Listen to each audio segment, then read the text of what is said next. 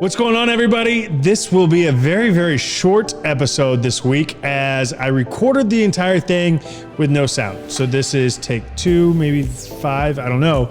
But I know it's the one that is going to have sound on, if nothing else. I assure you that. So I want to put together a quick video and kind of go over what to expect for your cash to close when you're buying your first home or when you're buying your second home or whatever it may be. Because a lot of people think that, hey, if I'm gonna go put 5% down on my house on a $200,000 house, I need to come up with $10,000. And what people forget to realize is that there's closing costs, there's escrow accounts that we have to set up, and a couple other things that we need to account for in order to make sure that our cash to close is correct, okay? So first, let's take, for example, the down payment, right? So this can be a percentage, it can be a number, whatever you're looking to be. There are programs out there that you need zero down payment, such as a VA and USDA loans. So there's some definitely programs out there that you have zero down payment that you have to come up with, but you will still be responsible for the closing costs unless you negotiate those into your deal, and we can talk about that in a second as well. So let's throw out VA and USDA just to the side. We can talk about that as well. Typically, when we look at a loan, we look at a first-time home buyer is going to be a 3% down, a 3.5% down, a 5% down, or 20% down. The only way to get out to mortgage insurance is to put more than 20% or more down on your loan. So if you're less than that, you'll be having mortgage insurance. However, you can get away with it, and you don't need 20% down to buy a house.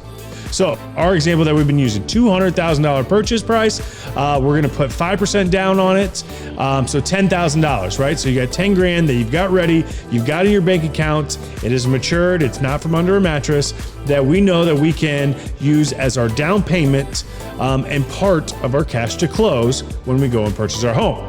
So the next thing we want to go look at are your closing costs, okay? Now the closing costs consist of a couple different things. Roughly a good estimate for all closing costs are going to be about $2,500. Now, traditionally, closing costs include these things: your title fees, your bank or origination fees for doing the loan, your appraisal fees, your recording fees, credit pull, those sort of things, right? So those are actually the cost to close the loan, the cost of doing business, and that goes into your closing costs, right? In most of my experiences, about $2,500. So now we are at $10,000 for our down payment, $2,500 on our closing costs, and then we have to account for our third piece, which is setting up our escrows. Now, this is the piece that changes all the time, right? And what we're accounting for is dependent on what house we're looking, right? So you have to collect upfront. If you're collecting escrows, there's always caveats to this, but traditionally, you're gonna collect an entire year of your homeowner insurance payment up front. So it'll be included in our cash to close. So on a $200,000 house, typically that's gonna be around $1,500 that you'll have to go and account for. Insurance, remember, you pay up front, and taxes you pay in the arrears behind you, okay? So if we know that we're gonna have to account for the entire year going forward, we're gonna add that $1,500 over to the $2,500 and the $10,000 that we know we have to have for cash to close. On top of that, we have to set up our escrows going forward. So every month you'll pay into your escrow, and when it's due to pay that for the next year going forward, you have enough money in that account to pay that entire year of insurance going forward, right? So we want to always cushion for 2 months in that. It's very traditional, right?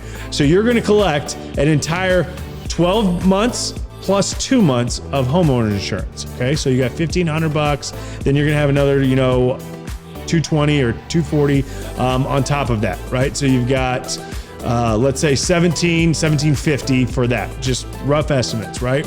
So we know that we're gonna take $1,750 and make sure that goes on top of our cash to close, as well as we have to account for the taxes.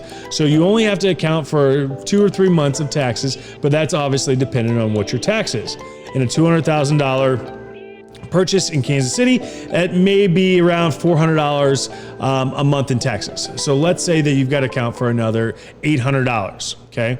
There also is a third piece, which is the interest charged on what day of the month you closed till the end of the day. So you'll see it's broken down on your CD or on your loan estimate, the number of days till the 31st or the 30th, 28th, whatever, to get you there, right? To get you to the end of the month. So maybe it's $14 a day, 14 times 2 days. If you close on the 29th and it's the 31st of the month, you'd only have to pay 28 extra bucks, but that's a piece of it. So let's kind of take this back real quick as well. We've got our $10,000, okay? That's our down payment that we know we have to have. We've got $2,500, which is gonna be our traditional closing cost of doing the loan, okay? So now we're at $1,250. Then we've got $1,750 for $1,750 for our insurance, plus $800 for our taxes, right? So we've got $1,750 plus $800 plus, let's say, 2 days of interest. So $14 times 2 is going to be $28. So that total is about $25.78, $25.75, or whatever it may be. Okay. You're going to add that to the $10,000, and then you're going to add that to the $2,500. That brings you to $15,078 for your cash to close. So long story short, I know I confused you. There's a lot of numbers that threw to it, but at the end of the day, your down payment is not all you need for your cash to close. Your cash to close is going to consist of your down payment, the cost of doing business, which is the closing cost, as well as setting up those escrows going forward. Okay, so you got to account for all of that. Now, quick caveat to all of it, again, we can do anything crazy in this world, especially with numbers, is the fact that you can actually go and negotiate those closing costs and escrow fees paid for by the seller. So say that we know it's an extra $5,000 or almost $5,100. You can go to the seller and say, I want you to pay $5,100 of that closing cost for me, so I only have to bring $10,000. They may say yes, they may say no, whatever. That's between you, your realtor, their realtor, and all that jazz.